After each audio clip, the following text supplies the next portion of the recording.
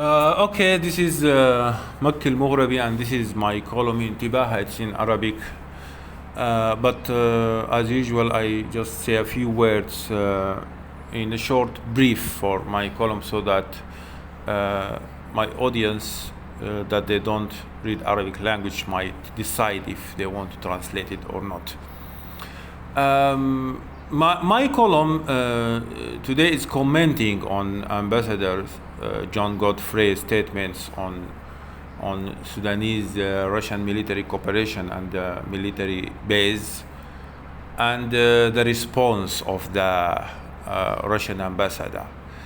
I can say without fear of hesitation that Sudanese public opinion sees ambassador's statement as a direct intervention to Sudan, and also sees the Russian statements or the Russian response also as a part of the political polarization that is happening in Sudan. And sadly, the political polarization that happening in Sudan has turned to made Sudan a political diplomatic battlefield for superpowers.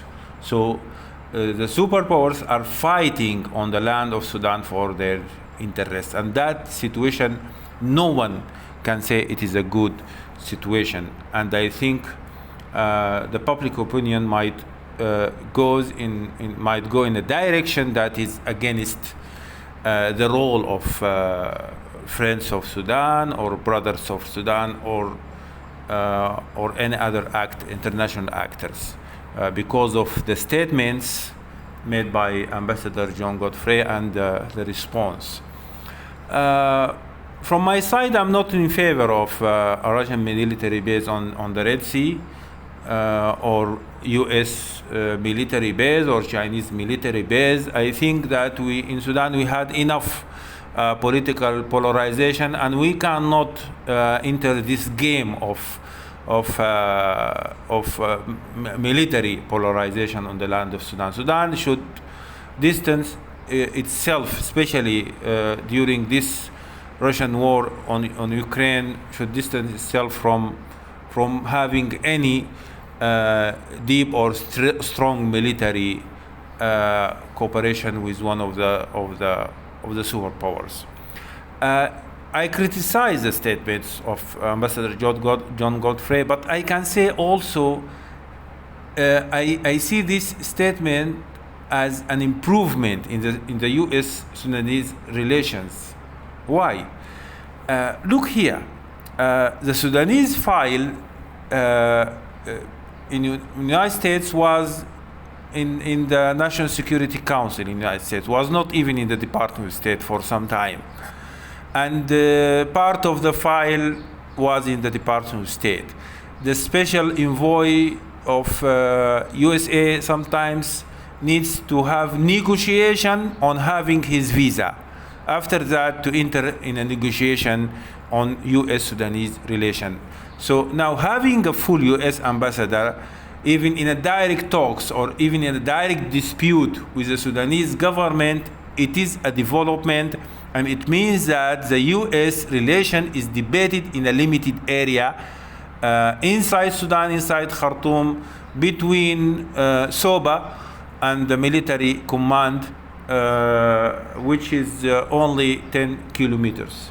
So this is a positive thing, because now the role of hundreds of activists in all U.S. cities and the entire Europe, and even some jobless people around the world and in Sudan offering information and services under the cold spray in Ozone Cafe, the role of all now is limited because of the direct talks and even the direct dispute and conflict between United States and ambassador and the government of Khartoum, which is an improvement.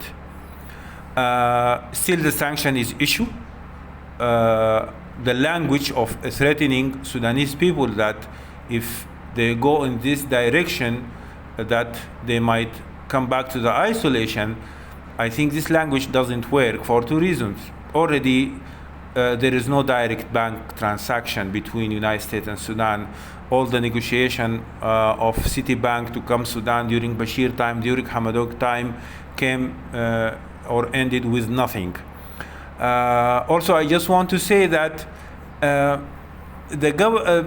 first government in Sudan to severe relation with United States is not Bashir's government. It was a democratic elected government in 1967, and that government was led by the fathers of independence and the founders of the political parties.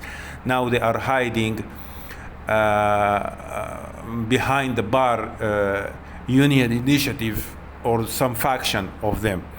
So the first time Sudan or Khartoum cut diplomatic ties with Washington was in 1967, and that made by a direct voting in the parliament. The parliament at that time, Umma Party has 90 members in the parliament. Unionist Party has 60 members in the parliament. The Communist has 9 members in the parliament, and if you add the trade unions and labor syndicates, they were stronger than the big two parties. At that time, Islamists had just 3 members at the parliament. They were the poorest party and the smallest party at that time. So that the tension in U.S. In Sudanese foreign relation is not something made by Bashir's regime. If I analyze it, it has something to do with the Sudanese political mentality that it is not good in compromise. They are not good in balancing the principles and the ethics with the national interest. And in this situation, and in this controversial political disputes, Ambassador John Godfrey should learn some lessons from the history, from the modern history of Sudan. When the late Imam Sadiq al-Mahdi was in the opposition, but when he came to the power after election, he had a tension with United States. So that it happened during the democracy, during the dictatorship, authoritarian regime. It is not something made by a specific regime. It should be handled in another way. I don't want to make brief for all the column. The things that I didn't say in the column, I had an interview with Russia today, and I said something. I hope that it will be published, as I said in Russia today, because I talk about the example of Central Africa that shows negative and positive things of Russian intervention in Africa. The positive thing that Touadéra government is stable, but the negative thing that the only political or peace deal Khartoum was suspended or not implemented actually. What is the role of Russia? Is that I understand that the Westerners, they don't like it, but Russia might have some role to make the peace in Central Africa is possible. And thank you. This is Mekki ELMOGRABI.